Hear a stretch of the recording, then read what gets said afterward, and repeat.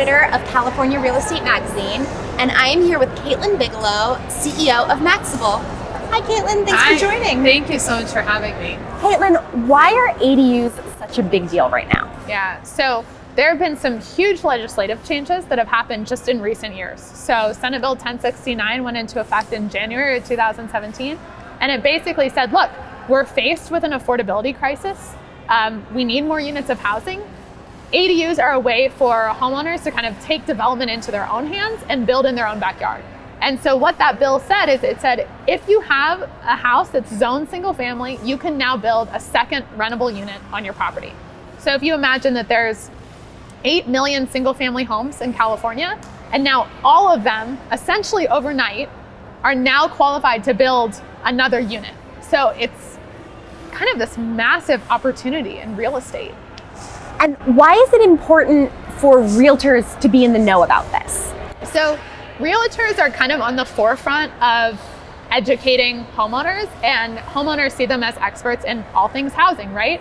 So if you have clients that are investors, or you have clients that, are worried about, where their mom is going to live as she ages, or what their opportunity is for cash flow, they're going to be turning to real estate agents asking these types of questions. And so I think that understanding ADUs, at least on a basic level, will help real estate agents set themselves apart from the competition. And it can also be a really fantastic value add and a way to stay connected with your clients. So you could say things like, hey, did you guys know that this is an opportunity now for you? On the flip side, we're also seeing a lot of investors interested in purchasing properties that they can turn into more or less like a duplex, which is a big game changer for them as well. Could ADUs make a measurable impact in the housing affordability crisis in California? So I think ADUs are not going to be the silver bullet that solves California's housing crisis.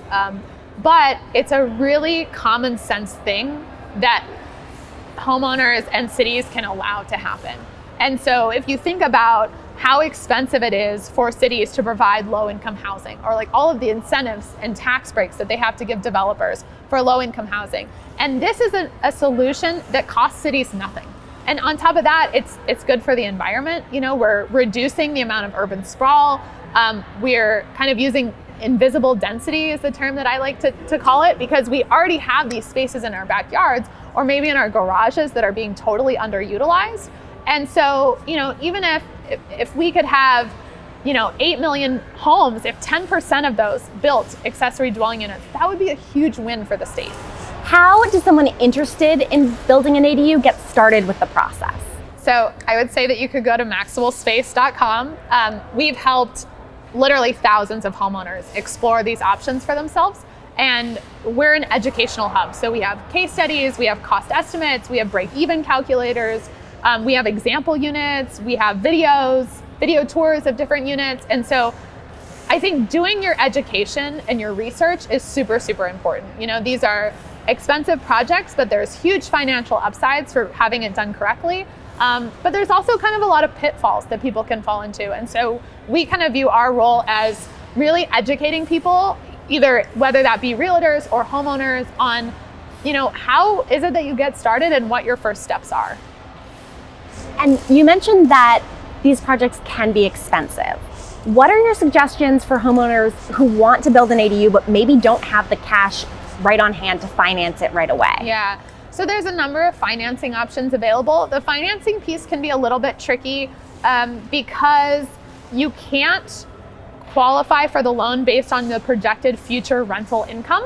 So if you're saying, well, yeah, but I'm going to earn an extra $24,000 a year from this unit, that should allow me to qualify. Most banks aren't letting that happen right now.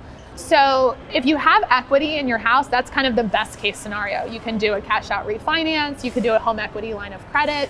If you don't have cash in your house that you can pull out, or you can't finance it from cash in a bank account or stocks or whatever it is, the next best option I would say would be like a renovation or a construction loan.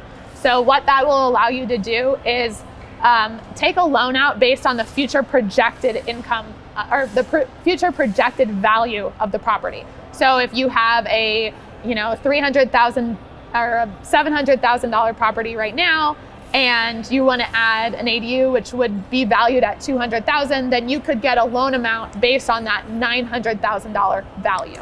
How are you enjoying your experience at REimagine? Oh, REimagine has been such a cool experience. I mean, not just all of the content and all of the exhibits and breakout sessions, but just all the color and the vibes. It's a lot of fun.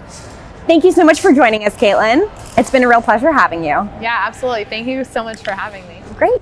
For more ADU information, you can check out MaxableSpace.com and stay tuned here for more content from REimagine.